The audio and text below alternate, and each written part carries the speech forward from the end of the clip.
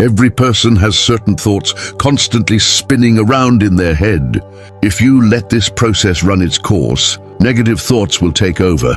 Because what worries us most is what frightens, concerns, oppresses, or causes discontent. So over the millennia, the human psyche has been shaped under the influence of destructive pendulums, which are beneficial for keeping a person fearful in order to successfully manipulate them. That is why people have a vague idea of what they really want, but know exactly what they do not want, triggering a mixer of negative thoughts means playing with a destructive pendulum and emitting energy at its frequency. This is a very bad habit. It is best for you to replace it with another habit, consciously controlling your thoughts. Whenever your mind is not busy with anything, such as driving, walking, or doing work that does not require concentration, include positive thoughts. Don't think about what you haven't been able to achieve. Think about what you want to achieve, and you will achieve it. Let's say you don't like the house you live in. You say to yourself, "I'm sick of this house. Everything here annoys me. When I move to a new place, I'll be happy. But for now, I can't help it. I hate it." Keep in mind that with those thoughts, you won't get what you hope for. Even if moving to a new place is a solved problem, many disappointments await you in your new home. Okay, you say, but I'm leaving this barn and moving into a luxurious mansion. What other disappointments can await me there? You don't have to worry about this. The more aversion you have to the house that has charged you, the more unpleasant surprises await you in the new palace. And the problems will be of all kinds. The faucets will break, the paint will peel, the walls will collapse, the neighbors will annoy you.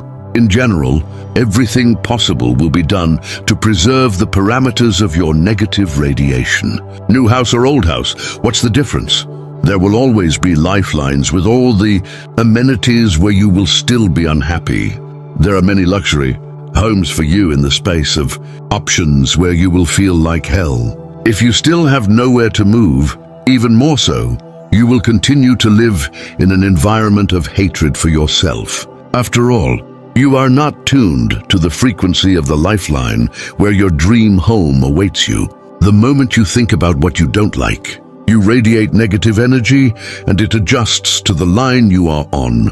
Therefore, you will have to stay on it until you change the frequency of your radiation. And this is not so difficult to do. Just humble yourself and let go of your discontent and aversion. You can always find good sides and reasons for small joys in everything. You may not like the house, but at least you should be grateful to it for protecting you. Outside, the wind is blowing, it's raining. The house takes care of everything, protects you, and keeps you warm. Doesn't it deserve at least gratitude? If you are now grateful for what you have, if you have love for all the things that surround you and help you exist, you radiate positive energy. Then if you wish, you can count on the improvement of your conditions. And when you move, be sure to thank everyone around you.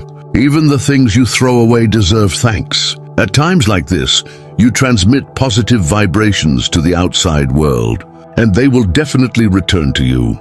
Second, think about the house you want to have. This is more difficult to do than to get angry about the things around you right now. But the goal is worth it. Is it better to react habitually, like an oyster, to external stimuli, or to make a little effort and change your habits? Look at brochures with photos of houses. Go shopping for furniture.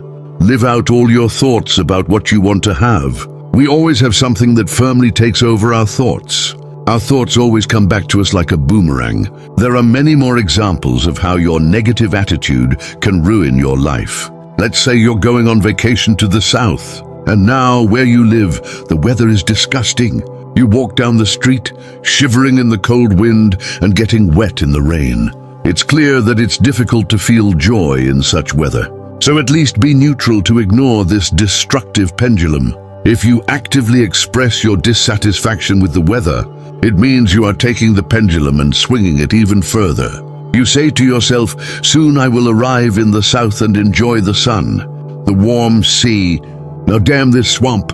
So with this attitude, you are not tuned into the line of life, where heavenly pleasure awaits you. You will not get there. Do you already have a plane ticket? So what? You will only be at your destination, but bad weather or other problems await you there. However, everything will work out as soon as you tune into a positive frequency. Obviously, it is not enough to keep negative energy out of yourself. We must not emit it ourselves. For example, you yelled at someone in anger. You can be sure that after this, you will have some kind of trouble or problem.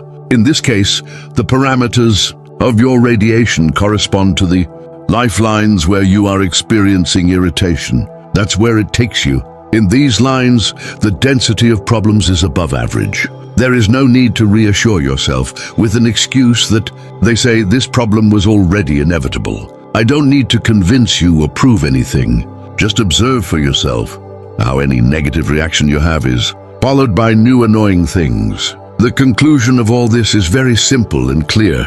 You are always on those lifelines whose parameters satisfy your energy radiation. You let negative energy in, there will be problems in your life. You radiate negative energy, it will come back to you in the form of new problems, like a boomerang.